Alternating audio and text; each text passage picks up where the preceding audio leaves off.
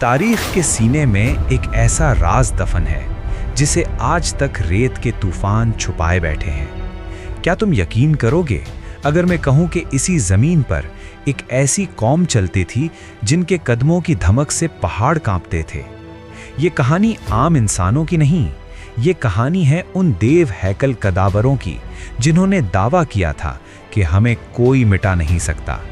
लेकिन फिर एक रात ऐसी आई जिसने उनका नामो निशान तक मिटा दिया। आखिर वो कौन सी आवाज थी जिसने पत्थर के महलात को रेत का ढेर बना दिया? ये हजारों साल पुरानी बात है। यमन के सहराओं में इरम नामी एक शहर था, सुतूनों वाला शहर। कौम आद के लोग आम इंसान नहीं थे। रिवायात कहती हैं कि जब वो अपना बाजू फैलाते तो हवा रुक जाती। वो पहाड़ों को ऐसे तराशते थे जैसे कोई मिट्टी से खेल रहा हो।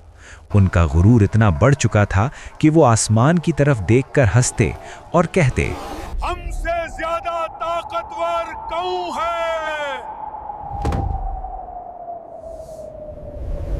उन्हें लगता था कि मौत उनके लिए नहीं बनी, लेकिन वो नहीं जानते थे कि उनका कातिल कोई लश्कर नहीं बल्कि वही चीज बनेगी जिस पर उन्हें सबसे ज्यादा नाज था।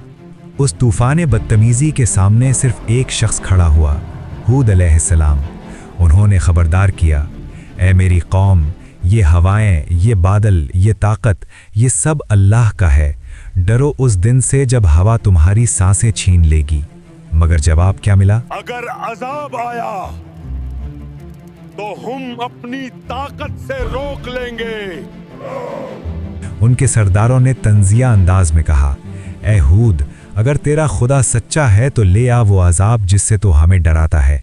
बस यही वो लम्हा था जब उनकी तकदीर पर मोहर लग गई। फिर वो दिन आया।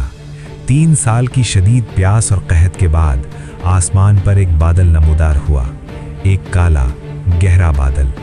कौम आद के लोग खुशी से झूम उठे। देखो, बारिश आ गई, रहमत आ गई। वो अपने घरों से निकल आए, अपने दामन फैला दिए। लेकिन वो नहीं जानते थे कि वो जिस चीज को जिंदगी समझ रहे हैं दरअसल वो उनकी मौत है। हवा थम गई, परिंदे छुप गए, पूरी कायनात खामोश हो गई सिवाय उस बादल के। फिर अचानक खामोशी टूटी।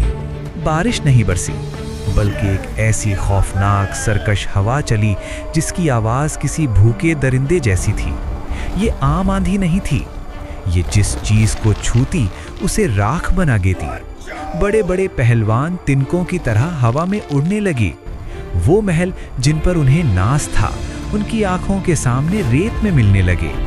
7 रातें और 8 दिन मुसलसल ये अजाब चलता रहा। न छुपने की जगह मिली, न भागने का रास्ता।